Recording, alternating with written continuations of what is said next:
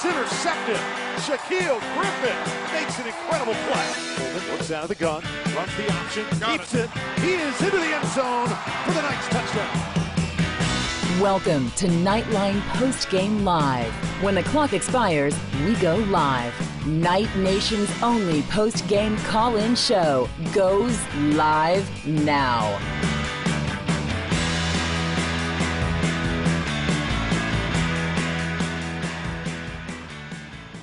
All right, hello Knight Nation. I am Andrew Phegley, and this is Knightline Postgame Live. We're live this afternoon from Burger U on the campus of UCF. Trylko is getting some postgame sound and will come from the locker room soon, and he will join us. Special thanks to Travis Dever, which is sitting right beside me, by the way. So he will be talking here in just a second. If you're looking for any real estate in the New Smyrna Beach area, Travis Dever is your man, so check out thedeverteam.com today, and maybe he can tell you his phone number later, or we'll play your little message. We'll leave it for the commercial. All right. So, wow. Okay, so that game was a little interesting tonight. Today, it wasn't quite what I was expecting. Not sure if, that was what we all expected. I think if we have a game like that next week, we have a big problem against Temple. And that's not what I want to see. Knight Fan Stan also joins me here. We got a bunch of people here. This place is packed, number one, and then there's a bunch of people sitting here waiting to talk to us. It's awesome, and we got phone calls on the line. So say hi, Knight Fan. Every day is a great day to be a UCF Knight. I'm happy to be here. And Travis is here. Let's take this first phone call. You guys good with that? Yeah, let's do it. Hey, you're on Knightline. What's going on? What do you think of what happened today? Or maybe you're not. Are you there? Hello. I'm from Houston, Texas. There we go. What was your name again? I'm sorry, I cut you off. No, I had the iPad thing that you get with you guys at the same time. I'm calling from Houston, Texas. I'm a huge fan. I really appreciate what you guys do for the community, especially all of us that are away from Florida. It's good to be able to have a venue to be able to get in touch and find out all the good stuff that's going on, man. Thank you so much. Let me start off by saying thank you, man. I appreciate that. So what did you think of the game today? Well, I got to watch most of it. I had my two little kids running on. But, man, I'm a little worried. You know, if you looked at that final score, I think you'd say, okay, we did it. But it's clearly the quarter, we weren't doing anything, and they were taking shots and taking them right in the chin. Yeah, absolutely. If we play like that, like I said at the top of the show, if we play like that, we're going to have a big issue next week, especially starting out. I mean, Temple has been playing really, really good lately, so we're going to have issues if we play like that. We need to get whatever it is out of the system. We're playing down to competition as far as I'm concerned. I think that's what's happening. I think you said it right there. We're playing right to the competition. That's exactly right. You know, I'm a little concerned. Obviously, there's a lot of distractions. There's the pressure of playing 8-0, now a 9-0 team. But we need to get everybody refocused, you know. And I feel like, as all of us UCF fans, we're always waiting for the shoe to drop, and hopefully that doesn't happen this season. And it doesn't happen against Temple or the Cows coming up here soon. Absolutely. Because I think we're gonna have Memphis for the championship if everything goes well. But hey, man, I'm gonna let you guys go so you guys can continue to take callers. I've always wanted to call. I hear you on my flights to Dallas every week, and keep it going, man. We're huge supporters here in Houston, and thanks so much again, man. Wait a second, I have a question for Knight fan Peter there. Now, you being from Houston, do you attend UCF games when they play SMU, the Cougars? Do you go to UCF away games? I'm not Knight fan Peter. I'm Manny. Oh, but yeah. I'm sorry. It said Peter on the caller ID. All right, Knight fan my, Manning. That's fine. That's my company phone. That's why. Oh, okay. Yeah, actually, when last year the year before when we played Houston, and we were here in Houston, I bought everybody on my project. We bought them tickets, and we got everybody dressed in black and gold. We had about 12 people tailgating at Houston, and we all went out, and there was only 3 of us that actually went to UCF. Awesome. Amen. Good for you. Very good. Yeah, absolutely. Thank you Anyway, very you much guys for be good, calling. man. Thank you very much. Really appreciate it. Go All Knights. right, cool. Charge on. All right, so that's our first phone call there. That's good. You know, everybody's a little worried, I think, about this, about the way that things are going. It seems like more and more we're winning games, but it doesn't feel like very much of a win to me. Well, it's a long season. I think we should take game by game, honestly. Temple, you know, there's always those trap games, mind you, but I think we'll be up next week. Today, I expected to blow UConn out, honestly. Yeah. I was predicting, 58-10, 58-3. So they kept it close, and then we kind of broke away in the fourth quarter, which was a good thing. Football on any given day, teams can, show up. And next, it's true. I mean, but going to Temple, we're going to be at home, their home. Right. We've got a new quarterback who the last 2 weeks had just killed Navy and has won again today. They're riding high. I mean, these guys, we got to step up and be ready. Right. We could be in that trap game. It's going to be a little cold. We're going to be in their house. They better be ready to play. And our defense has kind of been shaky the last couple of games. I mean, Austin Peeves, they put up, 33 points against us? Yeah. So I think I know the offense is there, but the defense just depends on how they show up for Temple. And then if you beat Temple and then you come back for the Black Friday game against USF, it's a different game. Well, if we look at the numbers here, and this is what is worrying me, we look at the stats today. This is crazy. 212 yards rushing for UConn. Wow. That is not acceptable at all. This is UConn. This is UConn. Not acceptable. No, it's not. So, not at all. All right, I will remind everybody the phone number is 407-401-9184, 407-401-9184. We're going to have, we got Carson Ingalls sitting with us. He's going to talk here in a couple minutes. We got Knight Fan Stan. We got Travis Devers sitting here, and we're going to be taking your phone calls. Later on, Trace will be here with what he's learned from the press conference, and we will talk to him. Travis, what were your thoughts, really? Solid game. The first half was a little slow. I think we picked it up in the second half. Vedral came in, looked pretty solid, gave up a late touchdown. Dominant in the second half by far. But, it's just the defense. I mean, are we playing down, or are we just is that what we've got? And I hope not, because Temple's going to test us, and USF is going to be huge. Absolutely. Let's take this phone call. Hey, you're on Knightline. What's your name? Where are you calling from? Hey, this is Charlie from Columbia, South Carolina. How you doing? Good. How are you? Thank you for calling. What's on your mind? Oh, nothing. First of all, first-time caller, but long-time listener, long-time UCF fan. And it's great to have an outlet for people to talk about UCF, especially for those of us who don't live in Orlando, and it's hard to get people to talk to. So to hear you guys every week is really great. Thank you very much. What did you think of the game today? Well, I think we're tired, quite honestly. I think I see a lot of fatigue on the defense. I think we're really missing having that bye week, and we're still feeling the effects of the hurricane a little bit. And I also think mentally we're sort of playing down to our opponents. Absolutely. I think we're getting in there with the idea that we're maybe a little bit in our head that we're 9-0 and 18th in the playoff polls and sort of playing down to the level of our opponents. But I tell you, the big concern is what's going to happen when we face a really good running quarterback like Flowers. Yeah. I think he's really going to give us a hard time, and I'm really worried about that game, actually. Absolutely. I agree with you completely. Thank you very much for calling. Really appreciate it. Take care. No problem. Knight Fan Charles is in the house. All right. Yeah. Go Knights. Charge on.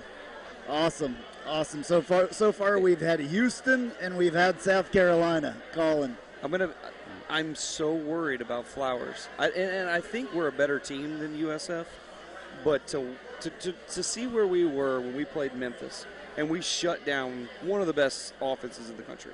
Right. And here we have watched the last 3 games, just really our defense has been run over. I mean, UConn, you look at the teams, it shouldn't happen. And I'm a little concerned. I hope we're playing down. I hope they're ready to go. But Take nothing away from SMU. They're a good football team. SMU's a good team. And normally, I'm still looking Good at team. stats over here. This is what I usually do while we're getting this rolling. We had 519 yards of offense. Yeah. And, yes, almost 50 points. But still, I feel like something is awry here. Something is not right. I guess, yes, everybody's tired. They have to be a little bit tired. But we cannot play like we played today and we played last week the next 2 weeks. We cannot do it. No, we can't. Not even close. Well, I think if we got Knight Fan Carson to be wide receiver opposite Atkins, I think we'd be okay. What do you think? Well, I think you could do it. Yeah. I don't think Akins played today, did he? I did not see him. He had a late injury last game. He was dressed, it looked like, on the sideline. Never saw him in the game. He probably was banged up. Must have sat out. So maybe Trace will have an answer on that. How many yards did Killens Jr. get? Well, Killens didn't have that great of a game either, to be honest with you. Otis Anderson. Otis Anderson was the one that had the real running game. Otis Anderson had 84 yards, 9 carries. And a big play. He had one big play there second half. Right. 2 touchdowns. Yep. Killens was 24 yards for 7 carries, so he never got going. Wow, he never got going. I don't know if maybe they're saving him or he was injured. Could be one of two or both things. So Milton 10 carries for 52 yards, 1 touchdown. Killens did have a touchdown early in the game. Milton was 24 of 36 for 311 yards. Normally, 2 touchdowns, no interceptions. Normally that would be a great game. But it doesn't feel like it's a great game. Maybe it's because we got so used to what we were seeing before. I don't know. It's still solid. It's still a solid. good game. We And broke UCF away. Yeah. We won. It was convincing. And UCF is 9-0. Yes. Amen. Can you say that again? UCF is 9 and I have one. Undefeated sounds better too. Yeah, I like that undefeated. Too. Those are good. Hashtag undefeated. Absolutely. I will remind everybody, 407-401-9184. 407-401-9184 is the phone number. And Travis is going to take off here, joining us at the table. Take it easy, man. Thank you very much for everything. I appreciate it.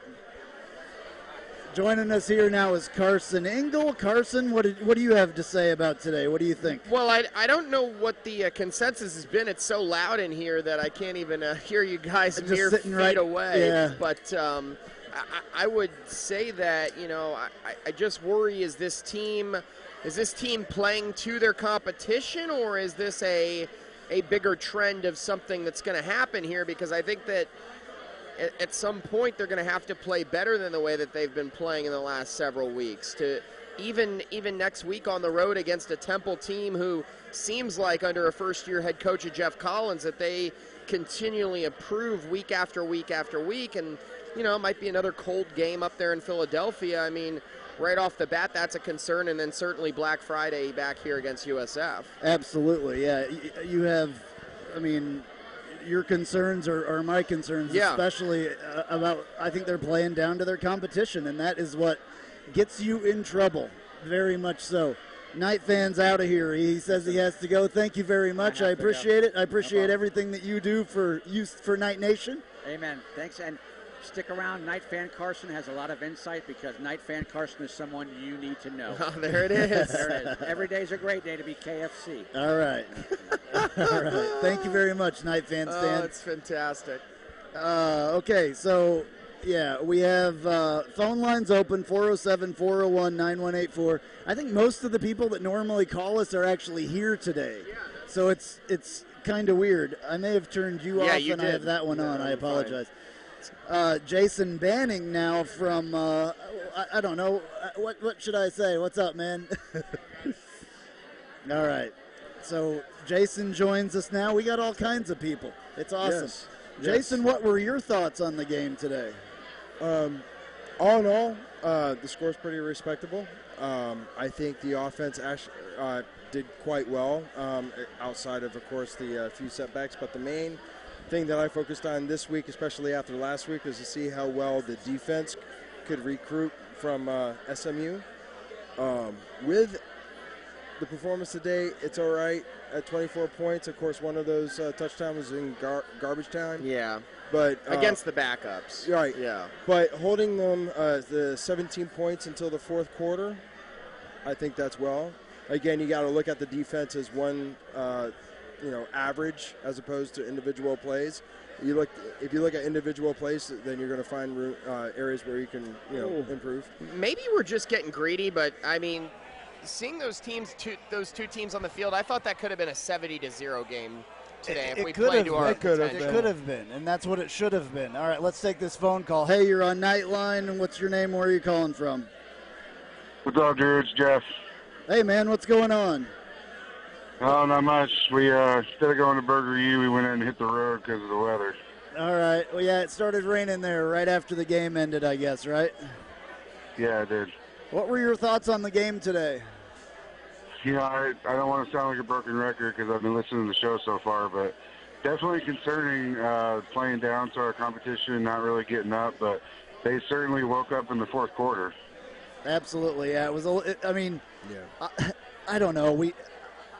I'm disappointed by what I saw today. I am too. I have to say that it is honestly that I am too. I can't really deny that. I mean, I think early on they got off to a good start and they finished well, but there was a whole lot in the middle there that just it leaves a lot to be desired, honestly. Yeah.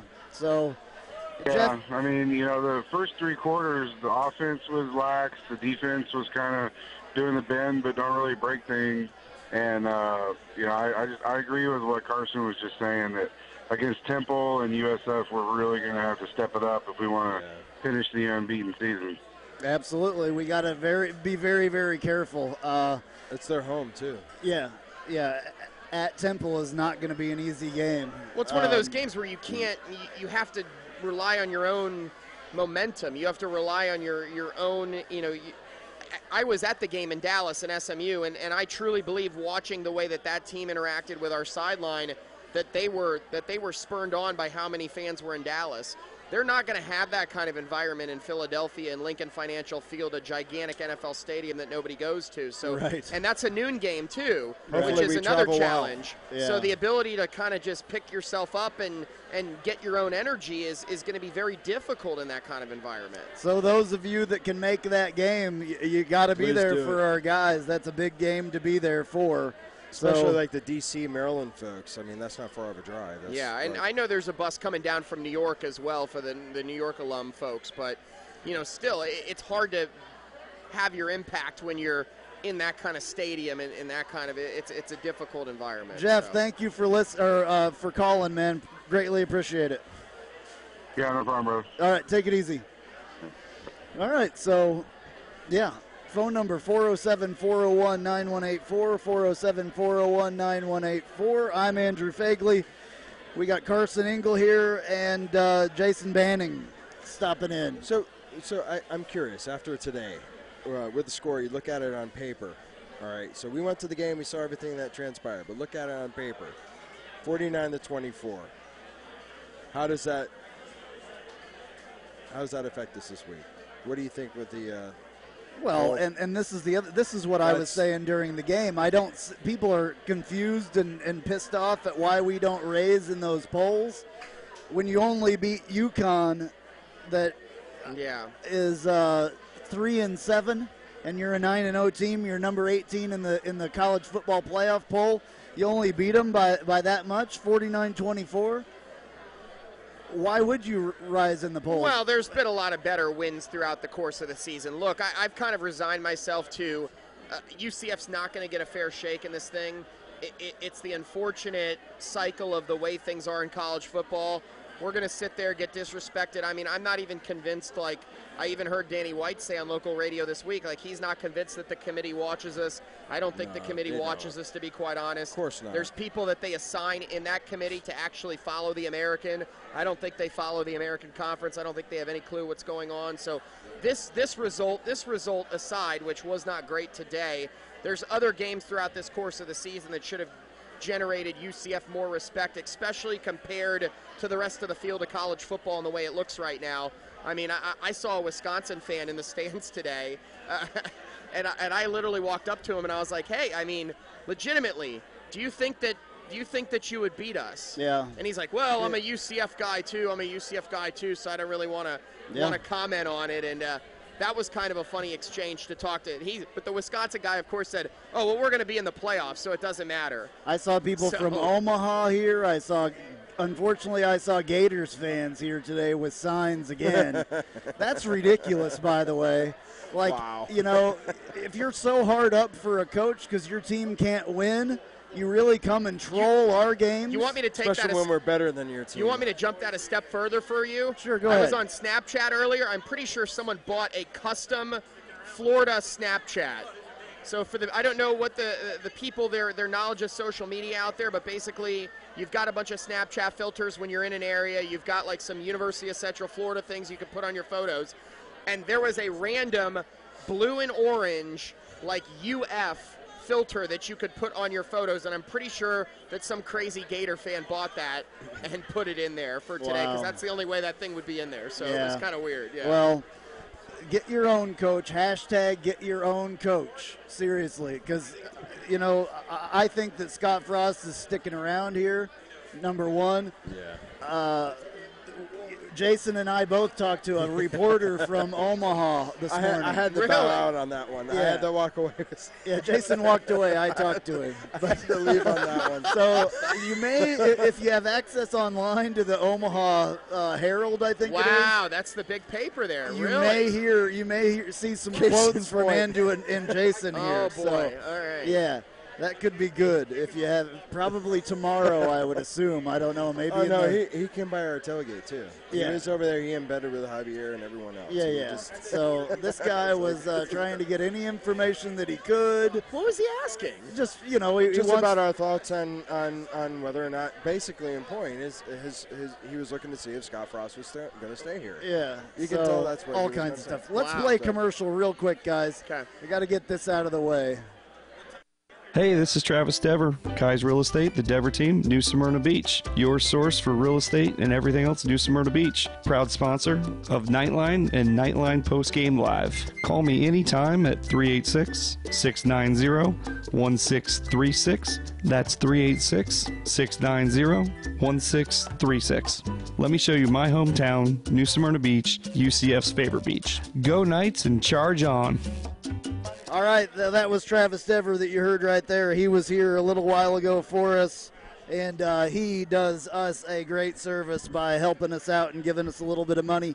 He makes a lot of this stuff happen and be able to happen. So it's awesome. He also bought beer. He bought beer. Which is, very, very good. Travis will always buy beer, just so you know. You cannot tell Travis that you don't want a beer. It does not happen.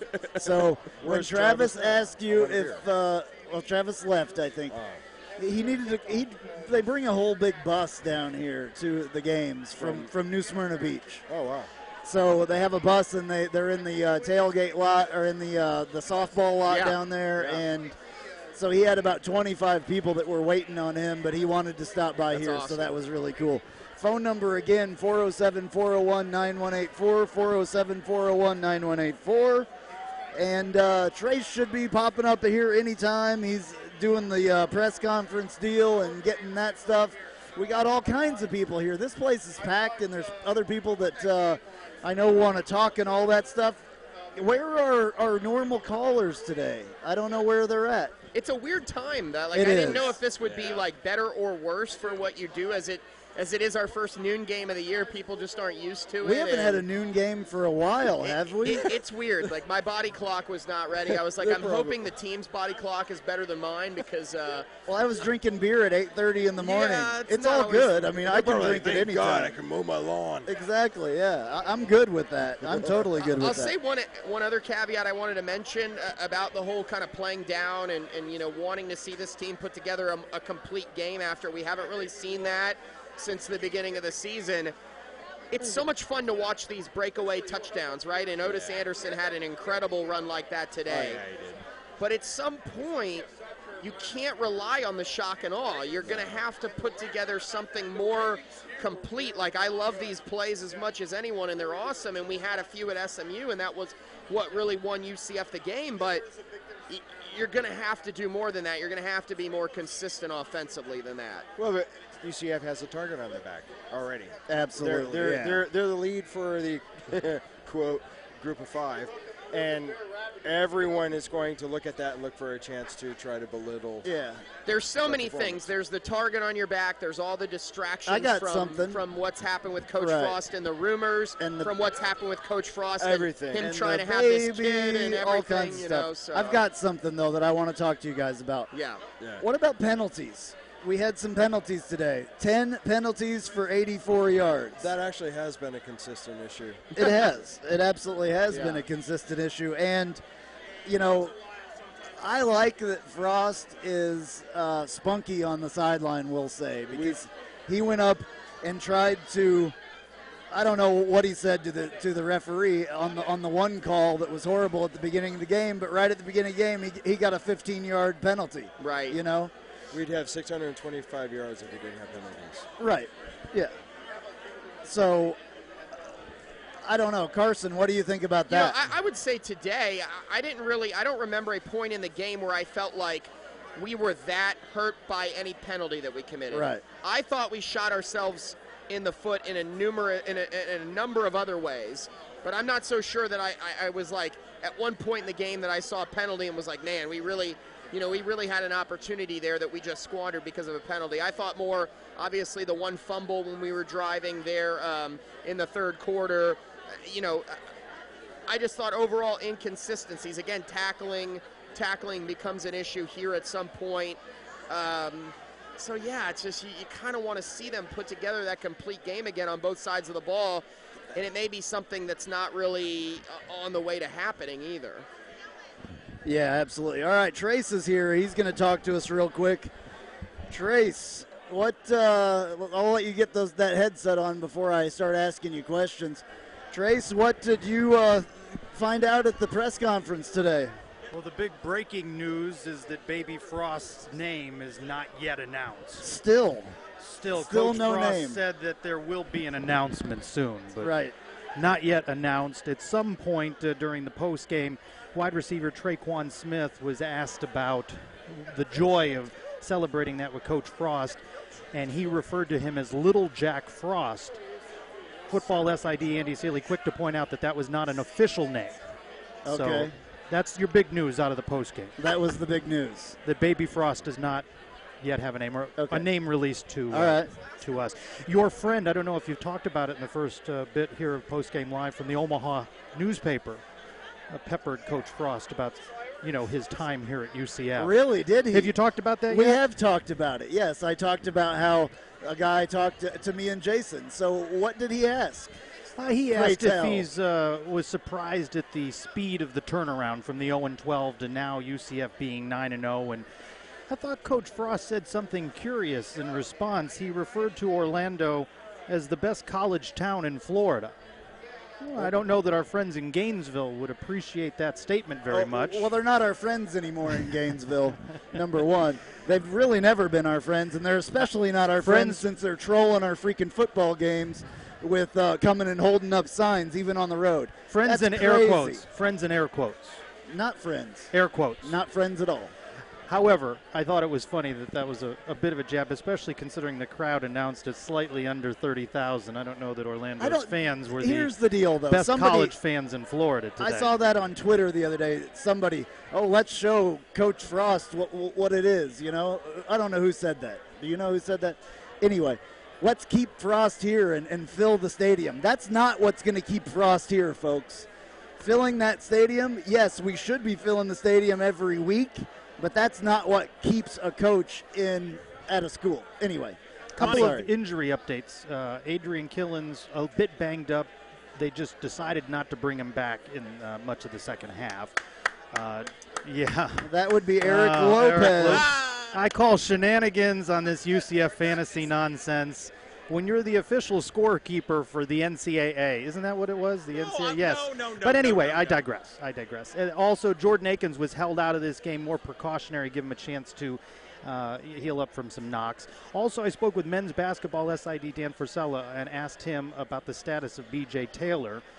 He said we might not have something until perhaps Monday or Tuesday. I pointed out that Jerry O'Neill on the pregame show asked Athletic Director Danny White mentioned about the broken foot. Danny White was quick to say that's not confirmed. So Dan was a little surprised that Jerry had said that in the pregame show.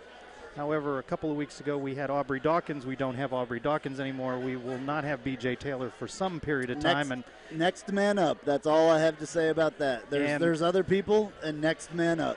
Just like everything else. Those are your injury updates from Two Sports. All Pretty right. good crowd here at Burger U. Yeah. And no doubt in anticipation of UCF women's soccer in the NCAA tournament here at 7 o'clock. That's true, too. Yeah. Eric, right. speaking of Eric Lopez is sitting here. I don't know if I even said that you were. That's all right. This is the women's soccer pregame show, right? No? Oh. It's both. Are you involved in that women's soccer? Yeah, I'm going to be hanging out with Trace. We're going to go there afterwards against Washington State. Should be a good one. Are you calling anything nope, no? Nope, Not tonight. Just covering it. Okay. Just covering it. Cool. That starts at 7 right here 7 at o'clock. UCF. I'm telling you, by the way, I don't know if you mentioned, I don't think you mentioned it enough. The food here is phenomenal. I just ordered some food. Oh, yeah. I'm eating here all. Burger and U, the service absolutely. was quick, even though it's packed. Yeah. You know how sometimes in certain places you get delayed? Not here. Like, they were really good. Some of the best burgers that I have ever had are at Burger U, absolutely. The beer selection is incredible. The fries, the wings, everything. This place is awesome. Thank you, Burger U. Thank you for reminding me that, by the way, because I don't remember that enough. I get into what we're doing, and I forget to do that kind of stuff. So we definitely need to thank them. Plenty of post-game sound coming up on episode number 130 of Nightline. 130? We'll have 130. Whoa. And that's just the weekly show. That doesn't account for everything else. This week we've had, was it every day? We did something every day. Twice on Friday. Literally. I think there's a joke in that somewhere. Of course, Coach Frost, we have sound from. He also expressed displeasure at the continued amount of penalties. Of course, we were just talking about that. He won with the unsportsmanlike, though I continue to. Did they address that? Nah, it didn't even come up, funny enough. 10 penalties, again, you wonder at what point it becomes a bugaboo. What was interesting, as Frost alluded to, and I think it'll be a bite maybe you can pull, Andrew, is that, boy, 49 points just doesn't seem to make anybody happy. All right? Well, and I've been saying it the whole time. How about this stat? The third quarter, UCF was held scoreless. It's only the second quarter this year that they didn't score a point. The other time they didn't score a point in a quarter was the first quarter at Maryland. Yeah, okay, but I mean, think about that now. Think about that. Every other quarter this year, they have at least scored something. Right, but during that third quarter, do you really think that they were playing as hard as they could have out there? Can I allude to that one of the people in postgame was Gabe Davis, and he said when they got up 21-3, he said a certain complacency set in with the team, and he was asked a follow-up question about that, and he said players were settling in a little bit, got a little bit lazy, lacked a little bit of energy. So he addressed that, and that came up during our Twitter conversations today during the game with fans that were watching, saying you maybe play a little bit to the level of your opponent. Well, and here's the thing: the level of the fan attendance. The environment wasn't great, and the players can, I think, feed off of that. Just like if it's a packed house and the crowd's buzzing, they feed off of that too. So I think there's a combination of things there. Now, a funny moment, and I know you will like this one, is Shaquem was asked about going after the quarterback, and Shaquem claims. Now, nobody can verify this, but Shaquem claims that someone said you're not fast enough to him, so he decided to go after the quarterback. He joked a little bit about it. I can't tell if it was serious or not, but he had in his head that somebody had called out his speed, so that's why he went after him. Somebody on the field? On the UConn side. Yeah, I'm sure. So I wouldn't doubt that. Also good, we had not seen Otis Anderson before. Otis was, he said he had an up and down and back up game, and that the team really pulled together for him after the fumble. Boy, Traquan Smith with the blocking there, and this is a guy, of course, we talked about we're going to see on Sundays, and as we've said, enjoy the ride, folks. Enjoy this 9-0 season. Enjoy watching Traquan Smith. Very versatile, does a lot of things, even runs the ball. So. I'm gonna go back to that Shaquem Griffin thing that you were saying there. Somebody told him that he wasn't fast enough. You don't tell him that he can't do anything. I can guarantee that. Everybody should know that. So if someone decided to challenge him, especially on the other team, not a smart move. No. So, wow. All right, phone number 407-401-9184, 407-401-9184. We have the phone lines open. A lot of stuff going on around here today, not just the football game, but we talked about the soccer. There was the groundbreaking for the new building that's going between the current football building and the indoor practice facility. All kinds of stuff going on. So it's wild, just a wild weekend. Did you guys address, let me ask you this, about the UConn quarterback, very mobile, ran the ball with effectiveness. Only reason I bring that up, 2 weeks from now, we're going to see a similar quarterback with way more talent in Quentin Flowers with his legs, and that's going to be interesting to me how the UCF defense will handle Flowers and his mobility and buying himself some extra time, because I do have concerns about that. If he gets extra time and some blown coverages, which has happened at times from the secondary, they could give up some plays. I mean, I was surprised at how effective they were able to move him around and get some yardage. I think he had like 80 yards rushing today. And it's not that they didn't know they were going to see him. UConn's quarterback, Sheriffs, went out with a concussion and the protocols and all of that in place. We didn't expect to see him, so I don't know how much they really game planned for him. Without the bye week, that continues to be my big concern. You brought it up, yeah. I really think there's a certain level of fatigue setting in, and when they can't get up way high on a team and they're keeping them around, that means they can't just rest people and give them a full quarter. Sure. You know, we had McKenzie in there for a good bit, and into the fourth quarter. Into the fourth quarter, yeah. McKenzie, big praise, by the way, back on McKenzie and his sound bites, talking about Traquan Smith, referred to him officially as a gift from God. He helps him out an awful lot, not only in catching but as well blocking.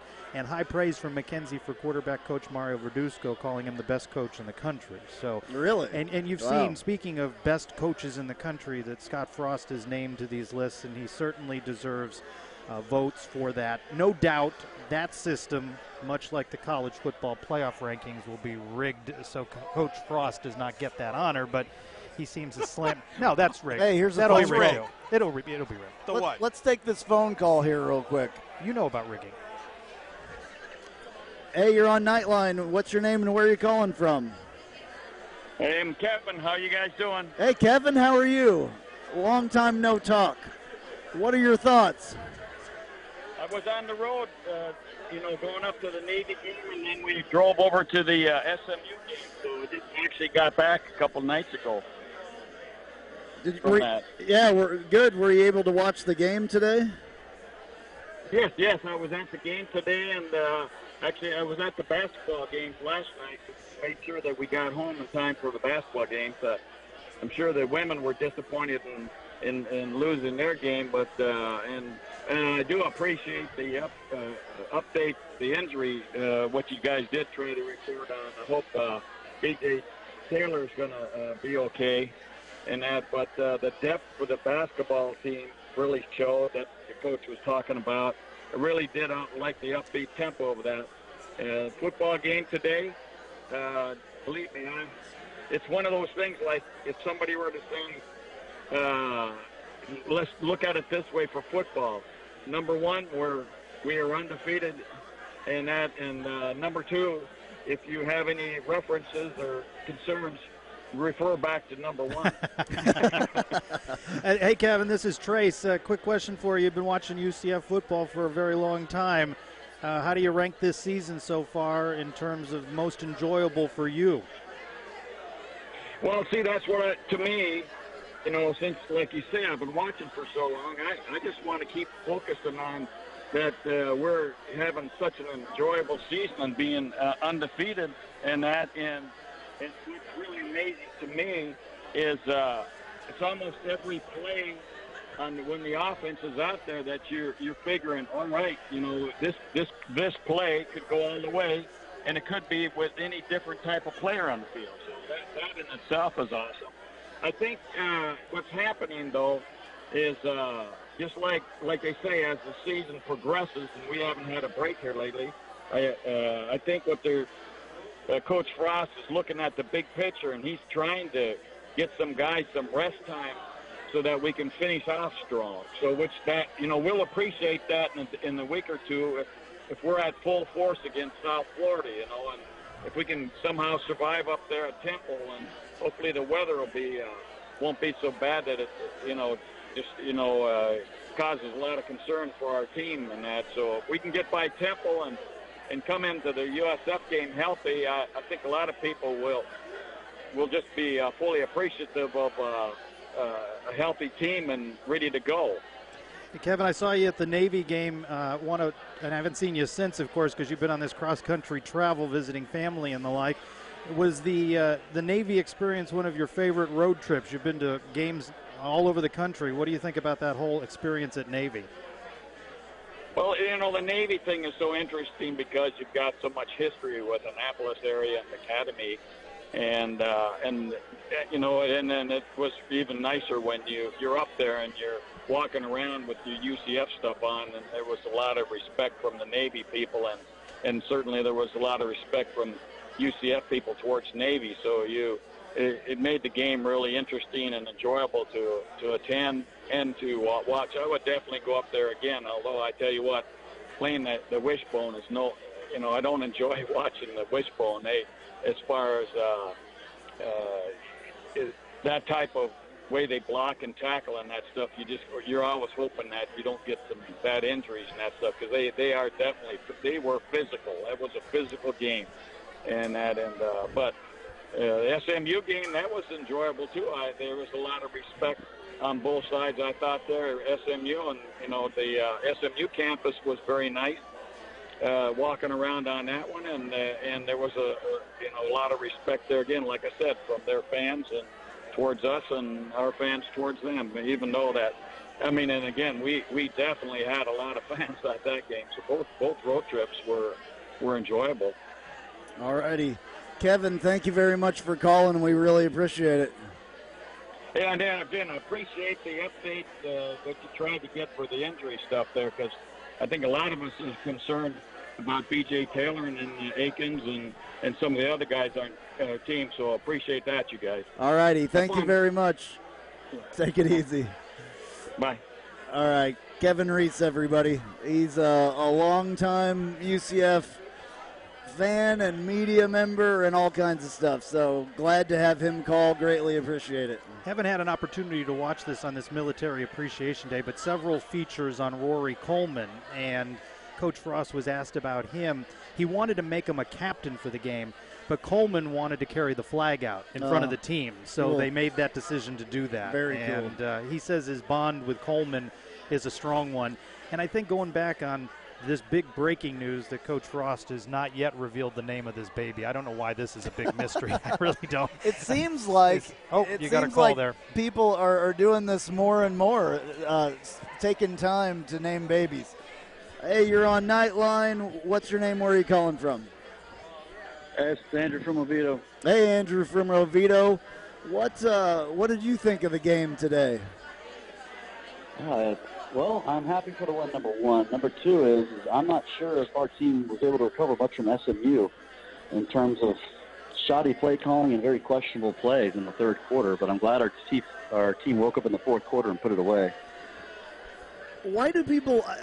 You're not the first person that has said something about play calling. Why are people saying this all of a sudden? They don't like the way that Scott Frost is calling games offensively, or are you talking about defensively? More offensively. I mean, we've had a lot of stalls that's happened in this game. I don't know if it's exact. I mean, it's a mixture between either the defenses of our opposing teams are starting to realize what we're doing, or we're just starting to get into a rhythm and not taking our opponent seriously. I'm not exactly sure what it is, but, I mean, there was a few plays where, what's it called, Kuliali, I can never say his name right. You said it right. You got it right. You actually said it right that time. Yeah, we have problems saying that name too. Kalubi-Ali. Yeah, you said it right. Yeah, the more and more you play, the more film that other teams have of what you're doing, and it does make it a little bit difficult. So, maybe that's a little bit of it, but I think that we're playing down to the competition. I keep saying that. That's the thing that I've said the most during this.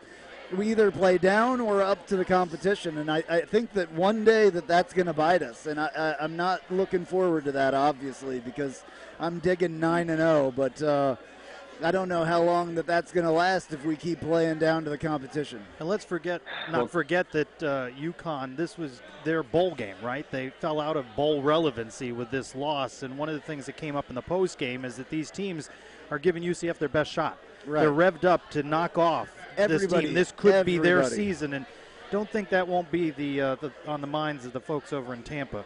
That they want to knock UCF out of something. So they're going to give us our best shot week in and week out. We've got Temple to worry about next week before we worry about one game at a time, Coach? Well, now after SMU and after this game, yes, we should be worried about the next game instead of the one after that. If we have to get past that next game, if we don't get past that next game, if we lose to Temple, that'll ruin everything. That'll ruin the Black Friday. I mean, the conference title is going to be on the line regardless of next week's result. Right. But you're not undefeated anymore. Sure. You drop in the rankings that people are already complaining about how we might drop in the rankings again anyway. So whatever. Well. I want to win out, and I want to make that conference championship be a big deal, So, Andrew, are you overall pleased with the win and the 9-0 start? Absolutely. A win's better than a loss. Absolutely. All right, Andrew, thanks for calling, man. Appreciate it. Take care. All right. Before that call, I was talking about the great mystery around the name of the baby. And pregame, Randy Edsel, the coach of UConn, presented Coach Frost a UConn onesie. Okay. Really? Yeah, I'm not sure this baby is ever going to wear this. Where's that trophy, by the way? But Coach Frost said, well, we may not know about the whereabouts of the trophy. He may hang on to the onesie. The onesie may be the new civil conflict trophy. Oh, okay. Yeah, it may live on. So we don't know where the trophy is, but maybe we trot out the ceremonial onesie. Okay. Every year. That's cool. I still... I want that trophy. I want the trophy. If nobody else wants it, I'll take it. I think we should take the trophy now that we've clinched our season victory. Boy, here we go with our victory today, 7-2. The coolest thing is that mic turns off. I just turned it off. What were you saying again? What was that? Yeah, you can't hear him laughing because I turned his mic off. It's cheating, Eric. It's absolute cheating because I say shenanigans, but Andrew cuts right to the chase. It's cheating. There's shenanigans and cheating going on. I don't input the stats. The stats crew does that. I just report it to the television crew. I don't know. I sit a few seats down from you in the press box, and you had Jasinski in our little UCF fantasy football competition, and I think I could hear him yelling out, that was Jasinski on the tackle. I think it was clear. Every time. Yeah. I was not trying to tell him that Mike Hughes dropped that interception. I was not trying to claim that at all. No. Yeah. All right. Well, all right. Let's do a commercial here. We need to get this out of the way, and then we will be back. Hopefully we will have your phone calls at 407-401-9184, 407-401-9184 right after this. Night Nation, now that the football season has started, you're going to need all the tailgating supplies and clothing for the rest of the season. And the best place to get all of your favorite night stuff is Fan Addicts. Please go to our website, UCFNightlinePodcast.com. Click the Fan Addicts logo to find the best selection and best prices for everything you need. Alrighty, I think we're dealing with a couple technical issues today. This thing has been bouncing around, this little whole system that I got going, and it may be time to go through and it's not used to the noon kickoff. It's a post-game maybe that's 3:30. it. Maybe that's it. There's, I don't know, cell phone chargers. By the way, there's like 5 plugged in over there where our power plug is. Monday we'll find out the Cows kickoff time, and look for yes, that's the appropriate language when you appear on Knightline. Look for it to be a noon or 3:30 kick. Ooh. I'm sticking with my noon. What was that again? I missed that completely. I'm UCF sorry. and the Cows, they'll announce the Monday kickoff. It'll either be, I think it's going to be a noon or a 3:30 kickoff on ABC. I'm going to stick with my noon kickoff time that I've been saying for the last few weeks. So we could have a case here of 4 straight noon games here with today, and then next week at Temple, and then the Cows, and then the conference championship game's a noon game. It's a week out, but I looked up, I added to my weather app Philadelphia, even though I'm not going to the game. 39 degrees when I checked in on Philadelphia. No, just cloudy, 39 degrees. So, you know, you got to win those games on the road. It doesn't matter the conditions. They know what lies in front of them. So, Jeff but Collins, 39 degrees. Jeff Collins, former defensive coordinator at UCF, will be, of course, now the head coach at Temple. All right, we got a phone call here, guys. Let's take this. Hey, what's your name? Where are you calling from? You're on Knightline. Yes, it's Kenny calling from Orlando. All right, Kenny in Orlando. What did you think of the game today? Before the game, I saw that we were favored by 39.5, and having the score being 49-24, I was a little disappointed in the game, especially the play calling in the third quarter. Yeah, I understand that. So the play calling, you're not the first person that's mentioned the play calling today. Okay, say that again. Sorry. You're not the first person that's mentioned the play calling today. What was the concern about the play calling? Well, one of the things was I thought like Milton looked lost out there, like he didn't know what he was doing in the third quarter.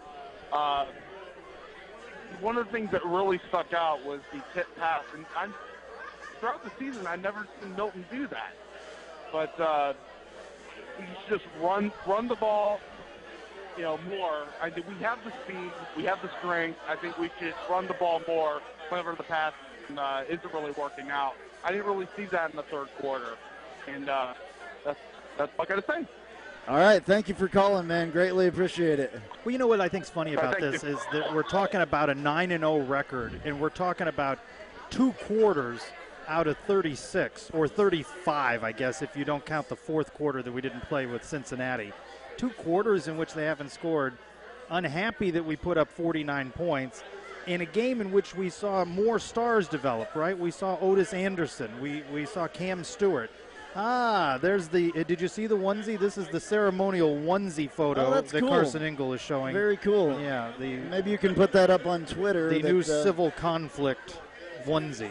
That's cool, though. Well, what about you? Do you think, well, we can talk about this more on Knightline, but concerns about the play calling? They just have so many weapons. I'm not concerned about the play calling at all. I think that Scott Frost and everybody that's calling plays knows what's going on. That doesn't concern me. The thing that concerns me is this playing down to the competition. I'm going to stick with my theme. Playing down to the competition is what concerns me, and I hope that that's what it is. Because if it's not what it is, we've got issues. And well, let me bring up one particular play call. When Coach decided to bring in Noah Vedral and pull McKenzie from the game, he says that he asked Noah, have you thrown a touchdown pass yet? And Noah said no. So they designed that first play, and that was his first touchdown pass. Of course, you couldn't have gotten a more wide open touchdown pass than the one he threw, but I like that he had the wherewithal to ask that question. Right on, yeah, absolutely. I'm sorry, I was a little bit distracted. You know what's a bit distracting for me? Normally when I get here with the night games, the crowd is beginning to dissipate from Burger U. It's not. This is the busiest, noisiest Burger U. Yeah. There's a lot of distractions in here, and that's a little bit of a different environment for us. Absolutely, yeah. It's a little bit weird today, but we've got like 12 minutes left here, so I think How about Gabe Davis? And we talked enough about him. 95 yards receiving the last 2 games, 192 yards stepping in there. You look at this receiving core. Trylko, rightfully so, gets a lot of the attention and credit. But Gabe Davis, just a freshman. Snelson's played well. I mean, this receiving core really developing very nicely. Again, credit to Sean Beckton, the Hall of Famers, the wide receiver coach. Another phenomenal job at this receiving core. Absolutely. 9 guys catching passes today. Well, again, which is a common thing. You know, once Trylko moves on to the NFL, and I think that will happen after this year probably, they're going to need a new number 1 wide receiver, and I think Gabe Davis is the perfect guy to And that's be why that. I wanted to bring him up, because he's been fantastic the last 2 weeks. Gabe Davis is a Seminole High School Seminole. Local kid, I watched him in high school. And that's the thing the staff has done. They've gotten kids locally and in the state. They've done a great job there. I saw him at Seminole High School in the playoffs. I mean, it's a great pickup. Keeling's obviously from Daytona. I mean, it's guys that have made immediate impact on the offense. Bam is from Seminole as well, so that's good that they're getting some local. It's interesting. 2 years ago we were winless, and we wondered if it's because of the roster. What was the reason? I think we've seen on the defense there was talent there that just wasn't coached properly. Offensively is where they've made immediate impact. That's where the youth has kind of stepped in, and that's because they were lacking talent, and they have addressed that the last 2 years with this 2-year recruiting class. Absolutely, definitely. Yep. One of the names that won't get a lot of mention, obviously, how often do we talk about a punter, but Mac Loudermilk with a 69-yard punt. A 69-yard punt is a long punt. And we don't see the punter a lot in the games, but really, and I know your eyes will shift over and you'll focus on who's returning it or you'll follow the ball. Keep your eyes on Mac Loudermilk because he gets into it. He's a bit theatrical. Yeah. So watch him. He's entertaining. And that's significant, by the way, because it changed the field position. There was that stretch in the third quarter where it was an 11-point game, and UConn had a chance to maybe get a short field to get within one score, but the punts pinned them back into their own territory. So that could become a big factor as we get into big games here later in the year. That's a very valid point. Yeah, Mac is a character for sure. He is a With character. The long hair and the beard, he looks like a mountain man, And, I remember when he first got here, his punting was much different than we were used to. So we're actually looking up here at some other games that are going on and distracting all of us. But what do we got going on here? Is that Florida State going on over there? Florida State, Clemson. You got Georgia, Auburn going on. Since you study this, the Florida State game, when do you think that gets played? Because that's a bowl survival game. Are they having that this year? That'll be like either noon or 7:30 SEC Network Plus game. They're not on national television. That'll be so Florida State is moved. ESPN3 maybe.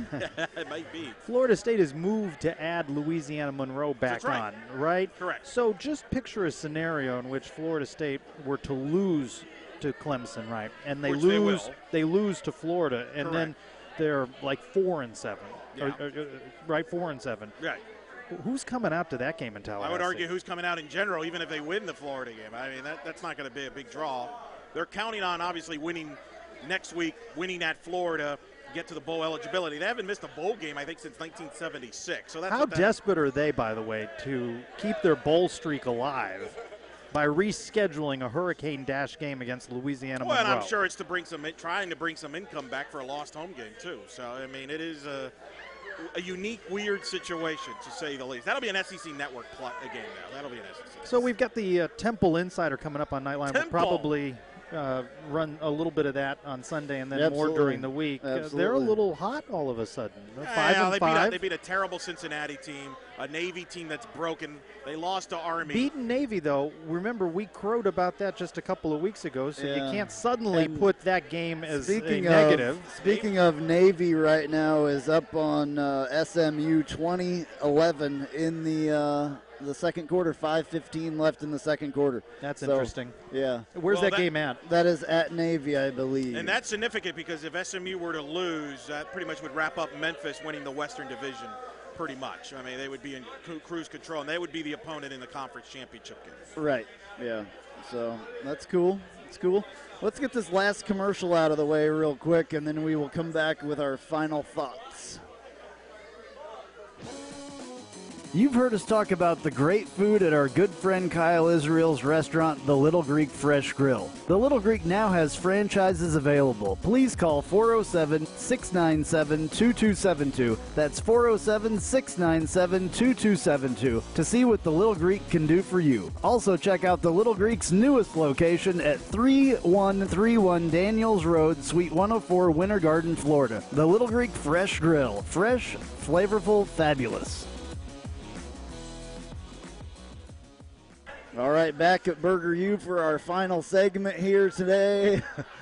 Isn't this show much easier to do when they just win every week? We just nitpick things like penalty flags. Play calling, apparently. Play calling. We're disappointed in play calling.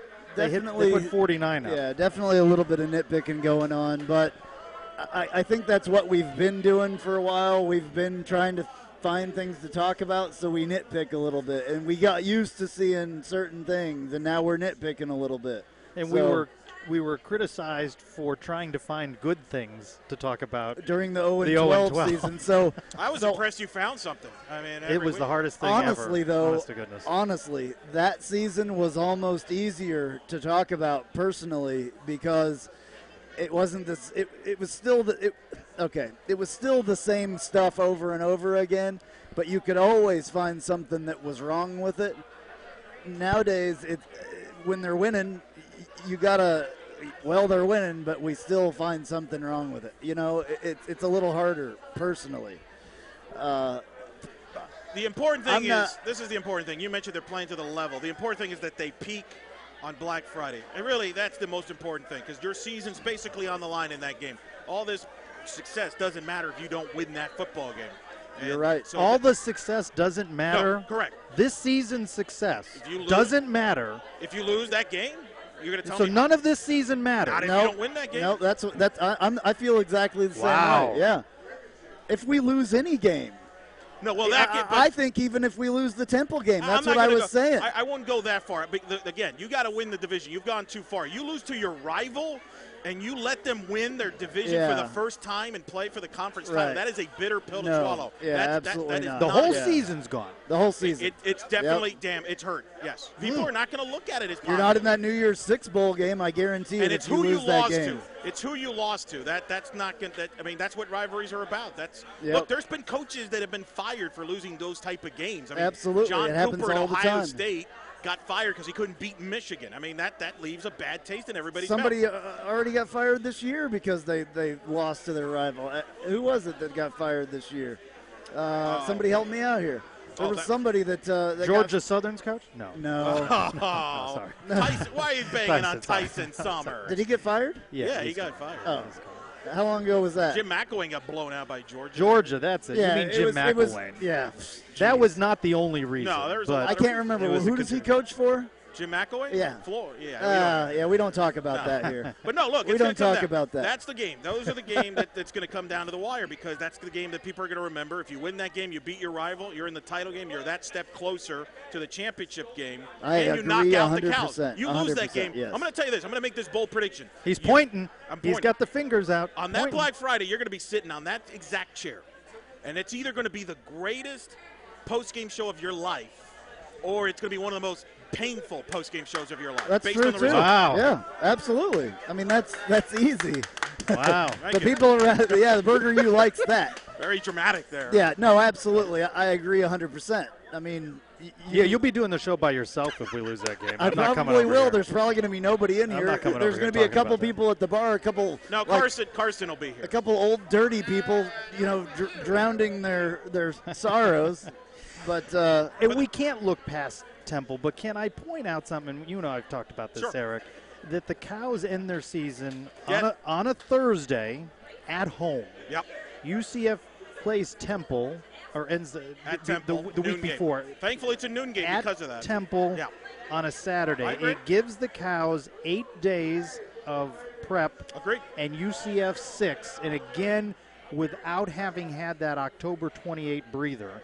And so you can see, though, with all of the weapons in terms of the offense, that you can limit Adrian Killen's touches in the second half, and you don't have to put Jordan Akins back in or start him in the game because you have so many people you can go to, except on your offensive line and your defensive line. Those guys are getting ground down. We saw a couple of sacks today. I'm not saying these units haven't performed well, but we're still another game and a road game at that, with a little bit shorter week.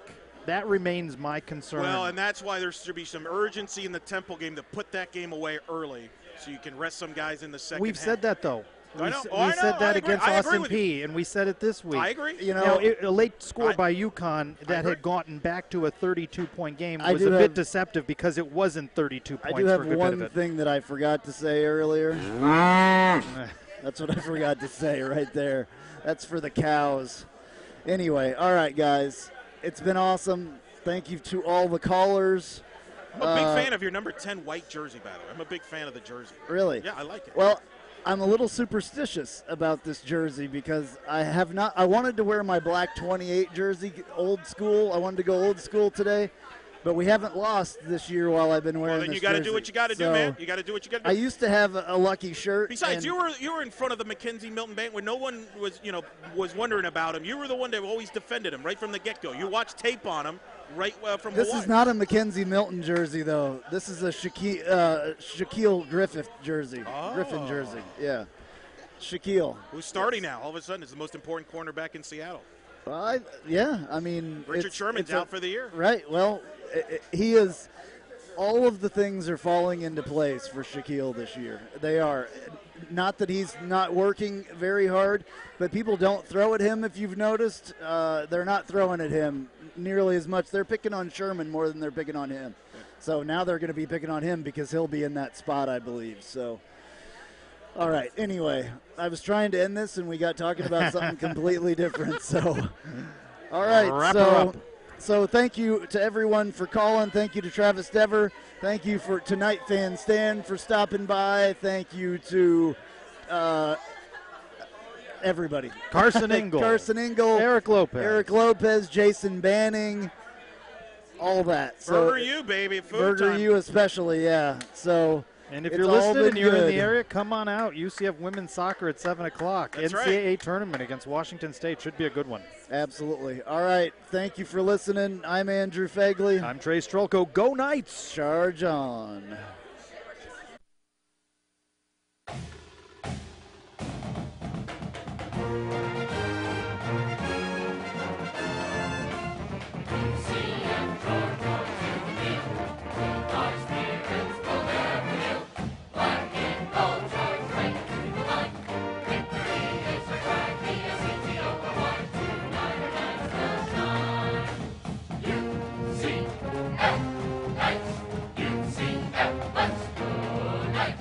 UCF, charge on to the field.